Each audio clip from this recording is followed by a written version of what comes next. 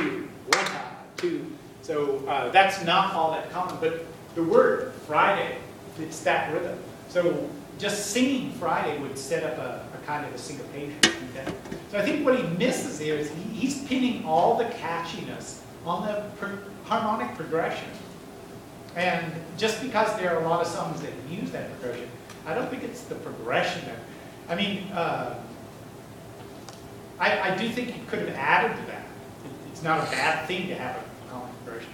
But I don't think you can have it both ways. In the fourth paragraph, he says that the songwriter was savvy for using these four chords.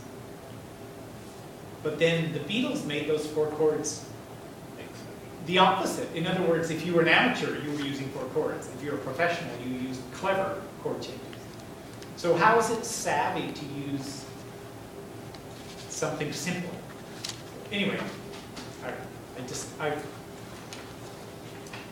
I think he's kind of simplifying everything in this article.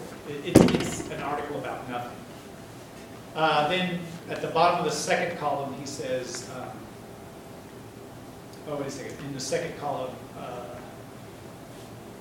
okay, he knows how to apply the simplest melodies over the surefire progression. It's not surefire. It's just because there are a lot of tunes that use the progression. That doesn't mean that using that progression would give you a surefire hit. Otherwise, everything on the radio would have that progression. Yeah. They've never found a surefire hit. Anything, melody, harmony, anything. If they did, everybody would use it because they all want to have hits. What they're looking for is a combination that gives them a hit. And that's a mysterious. And how much syncopation, how much is it in the chord, how much in the melody. And you kind of combine them. It's like alchemy or chemistry. And you kind of accidentally combine the right amounts of everything and you have this big hit. But I'll tell you, even the people who write the hits, they don't know why one song is a hit over another. Beethoven's Moonlight Sonata, Beethoven had a famous quote about that. He said, surely I've written better. He was a bit disturbed that that was his #1 hit at the time. Everybody loved it. And he was like, well, you know, it was good, but, and then he named off a couple others and said, surely these are better than that. So in his mind, it was just this kind of chance coming together. It annoyed him. He didn't think that one should be the big hit. You can sing a single note over this progression, which is what Black does with her limited voice. So most songs have a range of about an octave and a step, unless you have a really good range and you write your own songs like Michael Jackson did or Paul McCartney. Then you can have songs with like octave and a fourth or something that are hard for other people to sing. But if you're writing a song and you want people to do it, perform it, octave and a step is a good range. A I ninth. thought it was octave and a half.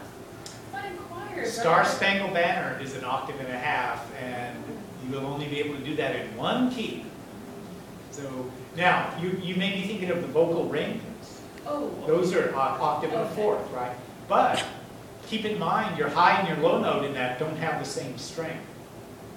So when I get down to the low notes in tenor, I don't have any power left. So I have the notes, but they're not all equal.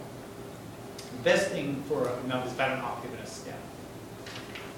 But here's a very limited range. Does he say what it is? A half an octave. Half an octave. So like a fourth or a fifth. Half an octave would actually be a tritone. I doubt that's the range. The smallest range of a song that was a #1 hit that I ever found was Prince's, who's the artist formerly known as Prince, When Doves Cry. The range of the melody is a fifth, perfect fifth. That's the smallest range I've ever seen in a Grammy Award-winning song. Anyway, that was #1 in Grammy Award. Usually songs have much wider ranges than a fifth. So he says because the range is so narrow, anybody can sing it in the shower. That's true. If you have a narrow range of a song, it's easy for everybody to sing. But narrow range songs tend to be considered by audiences children's songs, and not really worthy of much attention. Then he talks about the 1-4-5, And of course, yeah, those are the three most important chords. So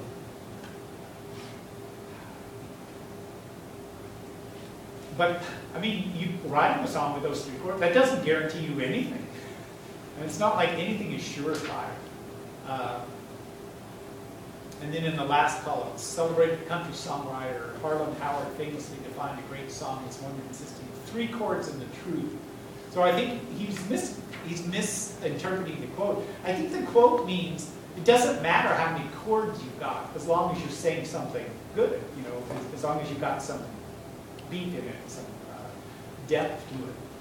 But he's looking at it the other way. He's saying, see, this guy is saying you only need three chords for a great song.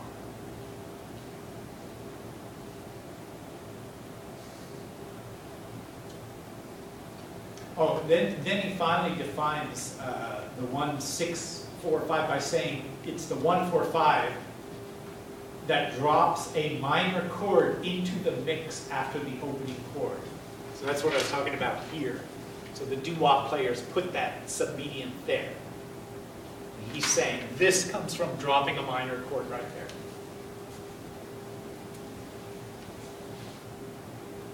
Lyrically speaking, Friday carries the illusion of simplicity. The illusion of simplicity.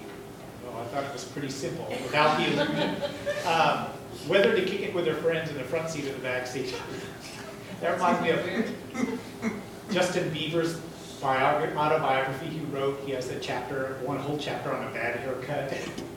And I thought, oh, it's rough being Justin Bieber.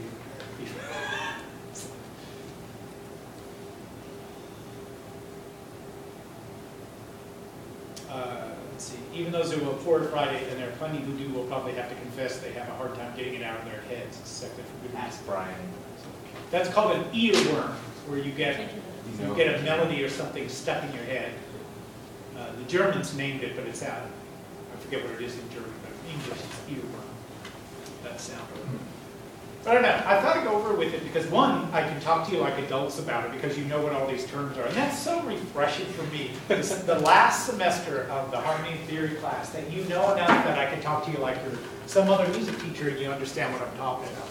But I also wanted to go to the extent of saying, you know, when you read this, you should read it critically. I know. To me, this is very badly written. He's just making this thing up about 1, 6, 4, 5 makes it. Well, that second to last paragraph is funny, you know, where he says the illusion of making something easy.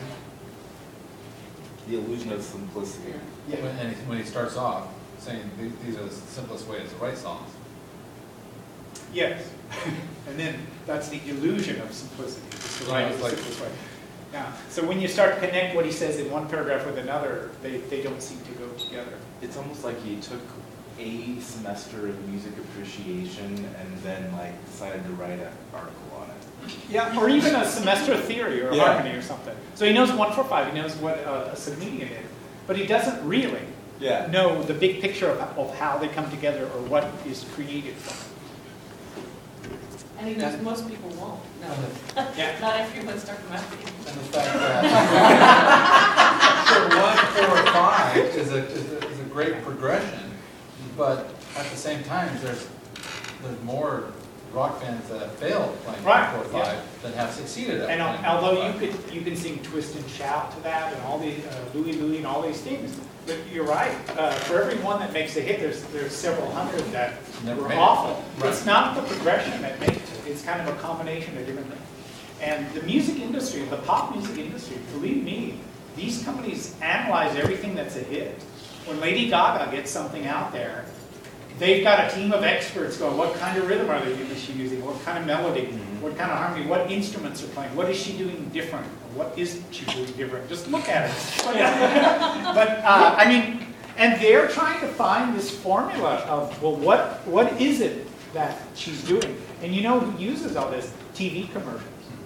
So when they get a jingle or background music for something, they're telling the writer, you know, this is the #1 hit. That's what we want this jingle to sound like. So everybody will think we're cool. All right, anyway. It's so nice to be able to talk to you. You too. Have a nice.